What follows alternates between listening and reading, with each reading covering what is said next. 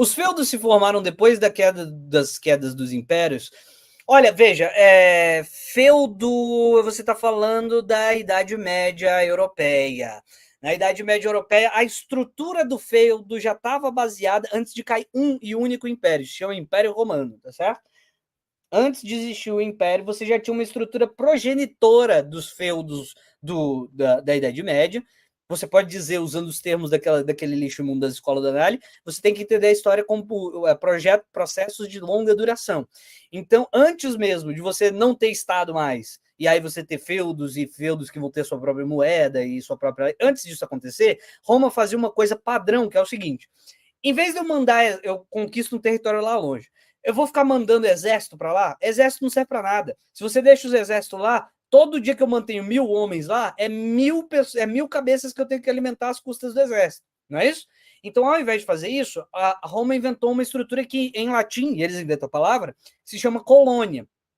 O que é uma colônia para um romano? Uma colônia para um romano é uma estrutura em que eu mando pessoas lá para o extremo do império.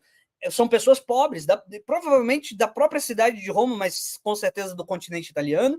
Eu pego essas pessoas que não têm onde cair morta, não tem o que fazer, e falo assim: ó, presente para vocês. Vocês nunca tiveram nada na vida de vocês. Sabe o que eu vou dar para vocês? Uma terra de graça. E aí eu conquistei o território lá longe, ao invés de eu manter 1.000 cabeças de exército, eu mando 1.000 pessoas para lá. Eu digo para vocês, essa terra que a gente conquistou é de vocês, é inteiramente de vocês. Sabe o que vocês têm que fazer? A única obrigação que vocês têm que fazer é desenvolver essa terra e pagar um tributo. Você ganhou uma terra totalmente de graça, você vai construir uma casa totalmente de graça, né? O que você tem que me devolver em troca? Você tem que me pagar tributo. Você tem que me pagar tributo. E aí você me devolve um pedaço daquela produção.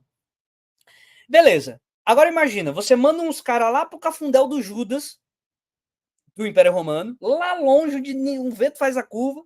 Aí, ao invés de manter 1.000 pessoas do exército, eles vão manter, sei lá, 10 cabeças para organizar ali a produção e poder cobrar o tributo. E esses caras lá do outro lado do mundo estão produzindo. Aí, sei lá, diz que um cara desse aí ficou doente. Aí ele ficou doente. Aí o outro cara, para cuidar desse cara que ficou doente, vai dar uns pedaços de comida para ele lá. E aí ele fala assim: ó, eu tô dando esses pedaços de comida para você que não pode se cuidar, mas aí quando você puder se cuidar, o que você vai ter que fazer para me recompor? Você vai ter que trabalhar na minha terra. Você começa a criar as relações do feudalismo já no Império Romano, já no final do Império Romano. Então você tem um local isolado no campo, em que, sei lá, deu uma chuva de gafanhoto lá, não sei, qualquer coisa. Deu uma praga qualquer lá na colheita do cara e o cara não conseguiu ter colheita.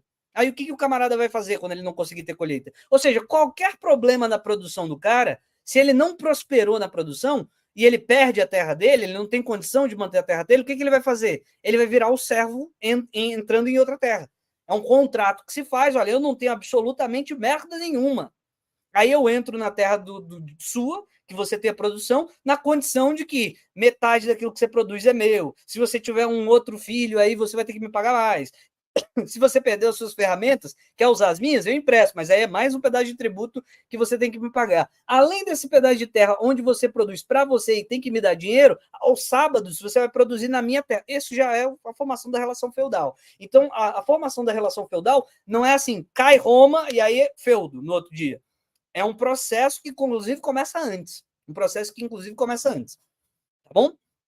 Então, não é os impérios, nós estamos falando de um império só. Quando estamos falando de feudalismo, estamos falando de Roma. Até tem uma coisa parecida que acontece especificamente no Japão e num período parecido, que é muito curioso, mas não é a mesma coisa, né? Se você for falar assim, tem feudalismo no Japão, fale assim, ó, tem feudalismo japonês, dê um epíteto, porque feudalismo é uma parada muito específica. Feudalismo é a Igreja Católica. Feudalismo não tem no Japão. A não ser que você fale assim, ó, tem o feudalismo japonês, um feudalismo à moda japonesa, se quiser dizer. Mas não é a mesma coisa. Então tome cuidado para não criar generalizações que tratam diferentes como iguais. Eita, porra, já acabou. Então acabou, é isso. Vamos ler os superchats. Disse o Varesh: se souber, me indique uma versão do Manifesto Comunista boa ou bonita para se ter na estante. Não sei, eu sou contra a estética. Qual é? Não sei. Bonita para pôr na estante? Porra, não sei, mano. Não sei. Qual a resposta ontologicamente correta? Biscoito ou bolacha?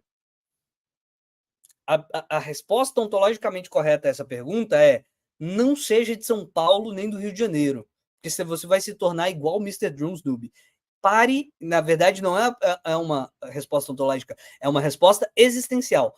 Pare imediatamente de ser do Rio de Janeiro e de ser de São Paulo e achar que isso é uma piada engraçada.